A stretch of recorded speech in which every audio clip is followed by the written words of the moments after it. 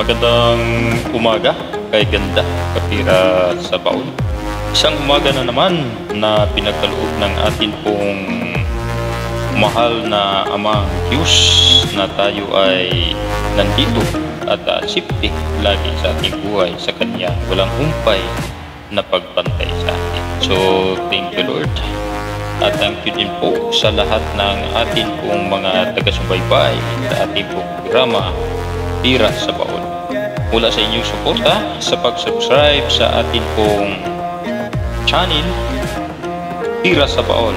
Ang topic po natin ngayon ay tungkol sa pira ng ibang bansa sa kronor, Swedish, Europa. Dalako naman tayo sa ibang bansa. 10 kronor, 100 kronor, 5 kronor, 1 kronor, at saka 50 kronor. So halos kumpleto tayo. So dako muna tayo sa malayong ibayong dagat sa Swedish Queens. Buksan natin ang baul, mga kapira sa baul. Ito po yung pira natin. Yan po. Klase-klase po yan, mga kapira sa baul. So tanggalin natin. Po. Mayroon po ditong non-magnetic, mayroon din pong magnetic sa atin pong pira. So puro ano to? Puro isda ang design nito. May nahalo lang ditong isa na ano siya, crabs. So mayroon tayong magnet para malaman natin na yung pira natin ay magnetic. So alamin natin yan mamaya. So yan po, nakita po ninyo, natanggal na sa baul. Tabi na natin ang baul. Ito po yung una nating tatalakayin. Ito po yung pira na tinatawag na 10 kronor.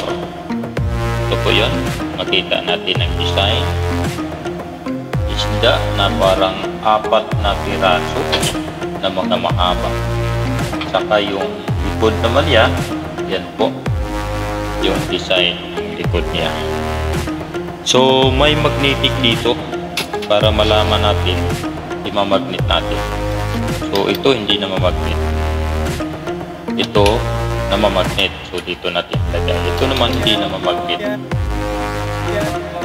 So ito hindi na mamagnet. So tatlo na yung hindi na mamagnet. Ito, yun, magnetic siya. Yun, magnetic din. So yung 4 na yan, magnetic po yan, pero parehas lang po ang kanilang value. 5 po yung magnetic. So 10 kronor. Yan po. Zoom po natin. Itik natin. Yung natin, information muna sa pira natin. Ang country nito is Iceland, Europa, Sweden, kung Swedish. Denomination or value nito, 10 kronor. Year 1984 to 1994. So 10 years bago ginamit ito. Period, Republic of Iceland, Europa. Yan po yung information niya. Composition, copper nickel. Yung isa naman, copper nickel with plated steel. Yun, yung namamagnet with plated steel. Ito naman, copper nickel lang talaga siya. So hindi siya namamagnet. Edge niya is rated. Yan po. Rated po yung edge ng ating barya.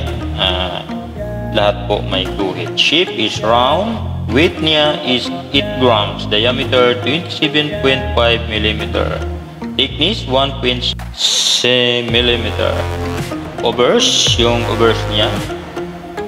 Yung obverse niya is Island Tironon.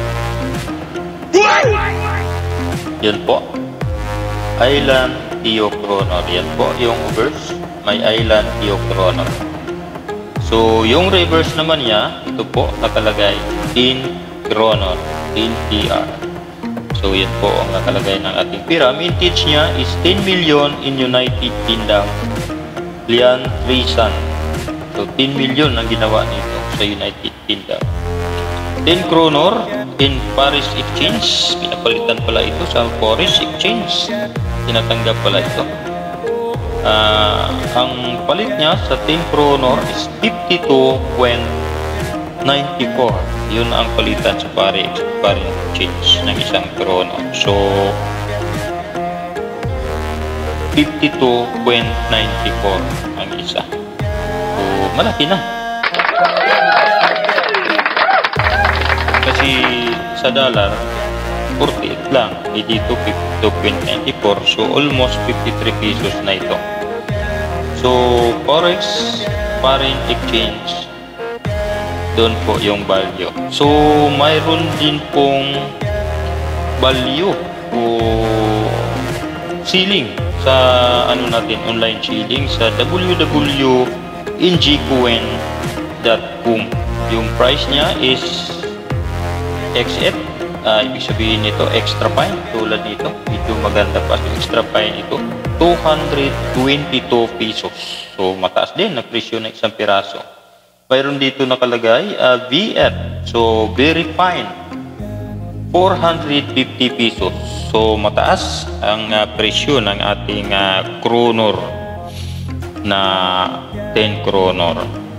So yun po ang sa numista. Mayroon din ang presyo sa numista, ito 198 pesos. Mataas din ang presyo sa numista, 198 pesos sa kronor na 10 kronor. So palakpakan din natin numista, may price pala. So yun po, take note lang po, 10 kronor po yan. Paano kung 100 kronor?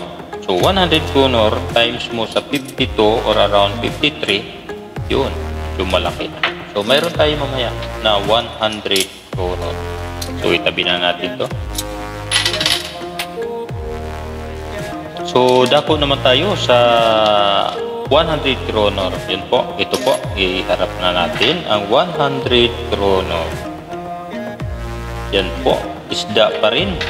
So yung sa Swedish talaga mahilig sa isda na design. Kasi yung lugar nila, Iceland. So yung isda na pwedeng nabubuhay lang doon, ito lang siguro yung mga Iceland. So yung isa baliktarin natin para makita yung overs. Yan po ang design ng overs. Baliktarin din natin ito para makita ang design ng overs. So yun po ang pira natin. Focus po natin. Yan po, 100 kronor. So kanina nagpalit tayo sa Paris Exchange ng 52 sa 10 kronor. So 100 po ito, i-times sa 52, mangyari 520 pesos ang isa nito. So mataas na ang presyo. Pero alamin natin, baka may ibang presyo siya. So pictures po muna tayo. Country, Iceland. Denomination or value, 100 kronor. Year, 1995 to 2011. Period, Republika ng Iceland, Swedish. Composition, nickel brass. Age, type, needed and smooth section. So mayroon siyang rated and smooth section. Ayun pala, mayroong clean, tapos karugtong with weight naman. So smooth section. Shape niya is round. Weight is 8.5 grams. Diameter 2.5 grams. Thickness 2.25 grams. Overs EET 100 Kronor Island. So yan po, ito po yung overs niya, EET 100 Kronor Islands. So yan po yung design. Reverse is 100 kronor. Ito po yung reverse. Vintage niya 1995, 6 million. Napakarami. And online price, meron tayong online price, EENUcoin.net. So may price doon sa extra fine price 1995. Yun po ang price niya. So 520, yun pala, divide by 10 pala doon sa 10 kronor. So 520 ang isa nito. So mataas ang price sa inewin.com. Yun po ang price noon. Sa price naman sa Numista, may price tayo sa Numista. Ito po 359. Mataas ang price nito talaga, 100 kronor na siya. UNC condition. So pag yun UNC condition, yung tinatawag na uncirculated condition. So mataas pag mayroon kayong mataas ang halaga ng uncirculated na 100 kronor. So dako naman tayo sa 50 kronor. Yun po ang atin pong pira, 100 kronor. So dako tayo sa 50 kronor. Ito po, nag-iisa lang po yung 50 kronor natin. So zoom na lang natin para lumaki ito. Crabs po yung design ng atin pong 50 kronor. So doon mahilig talaga sa mga lamang dagat itong kronor natin, yung mga Swedish. So 50 kronor, ito po. Year nito is, tingnan natin yung year, 2001. So harap natin yung crabs. 2001 po. Features muna tayo sa atin pong barya. Issuer. Yung barya natin, Issuer Island, Europa, Swedish ang bansa. Type, standard circulation coins. Years, 2001. Value, 50 kronor. Composition, nickel brass. 70% copper, 24.5 zinc, and 5.5 nickel. Weight, 8.40 grams. Diameter, 23 mm. Thickness ng atin pong barya ay 2.60 mm. Shape niya is round, obverse, Gramor, the Eagle, Drake, the Dragon, and British Giant. Ito po ang obverse niya. Yan po, Gramor, the Eagle. So yun po yung Eagle. Drake, yan po yung Drake. Dragon, Dragon pala yan. British Giant, yun British Giant. Ito po yun. So yun po ang atin pong obverse. So pasok po tayo sa reverse ng ating pira. Reverse, piece value below a crab.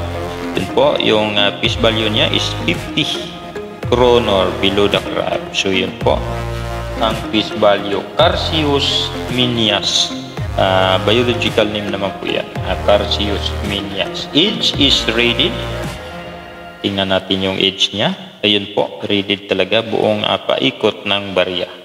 So mint in United Kingdom, mintage 2001 is 2 million. Napakarami. Pero bakit hirap tayo makakolekta nito? Sa akin lang, nag-isa lang. So 2 million pala ang mintage nito. Sabagay, sa napakalaki naman ng mundo, Philippines ito. Puti may dumating pang isang crabs dito. Gumapang ito.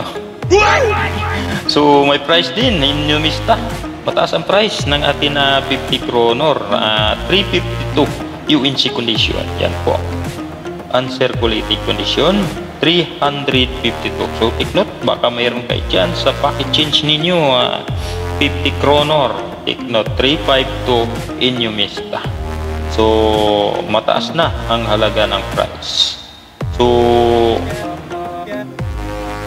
352 kronor Sweden coins.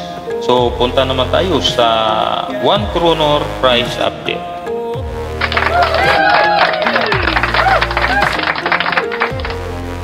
One kronor tayo. Sabi natin to. Itong 1 kronor price update tayo. Itong 1 kronor natin, ito medyo maliit siya. Para siyang piso lang na Philippine piso na atin. Yan po. Isda din po yung design. Yan po, isda pa rin. Yan, yung isa nakaharap. So, yun po. Zoom po natin.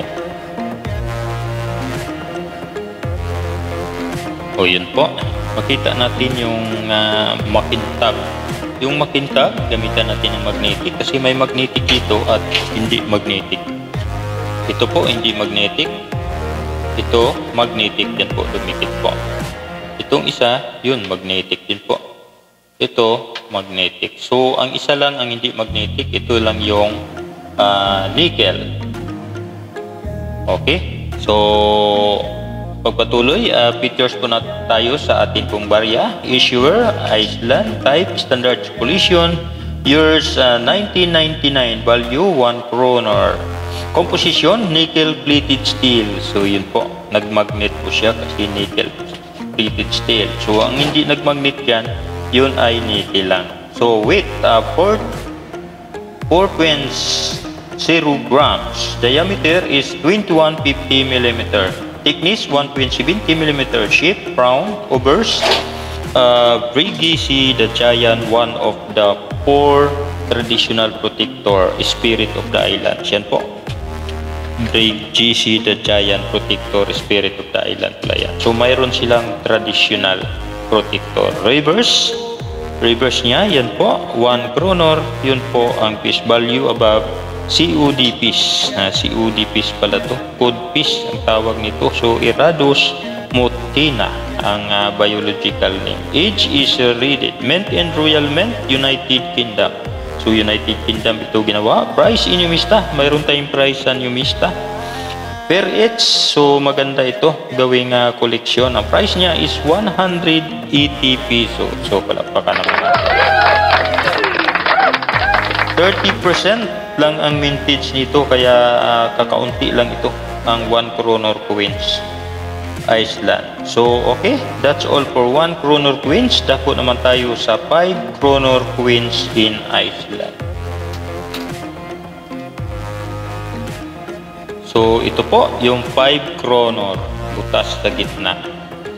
Butas sa gitna ito. Design siguro ito. 1999 kroner. So yan po yung atin pong 5 kroner. So ang atin pong 5 kroner, hindi po naman magnet, non-magnetic po siya. So punta tayo sa kanyang features. Non-magnetic yung hawak natin, 5 kroner Harald B. Yun, 5 kroner Harald B. Sino kaya si Harald B? So features tayo, islands, issuer Norway. So sa Norway ito. King Harald B, 1991 dated. Siya yung ano nito. Ginawa to, design, order by Harald B. So years, 1999, value 5 kroner, currency 5 NOK. 5 NOK ko. Composition, copper nickel, 75% copper, 25% nickel. So weight niya is 7.85 grams. Medyo malaki itong babarian natin. Diameter, 26 mm. Thickness, 2 mm. Shape, round with a round hole. Yun po, bilog yung pira natin with butas sa gitna. So, overs, hole of the center. Yan po, hole of the center, order chain. So, yun po yung hole of the center, order chain. So, mayroon pa palang tawag na order chain yan. Reverse, center hole, divide this spring value. So, divide this spring value. Bakit kaya? Anong mayroon? Yun po. Center hole, divide this spring value. So, sa paikot niya, makita natin may mga spring value sa paligid ng butas. So, divide this spring value. And the date below. So, yung date niya, makita natin nasa baba ng butas. Yan po. So, engraver nito si Ingrid Outed Rice. So, yun po ang engraver ng pira na 5 kroner. Vintage 1999, 21 million. So, napakarami. Bakit isa lang nakarating sa Pilipinas? Ito lang. So, napakarami pala. 21 million. Price in Numista, mayroon tayong price sa Numista. 169 pesos. So, legit price po ito. Sa Numista po natin na tinitingnan, 169 pesos. So, sa Lazada, mayroon ding nag-display. Online in Lazada, 315 pesos. So, yun po ang price update ng 5 kroner Norway. Okay, thanks all you're watching and hoping to subscribe my channel and hit the notification bell para updated po kayo sa new video na akin pong i-upload. Salamat and God bless you all. Bye-bye.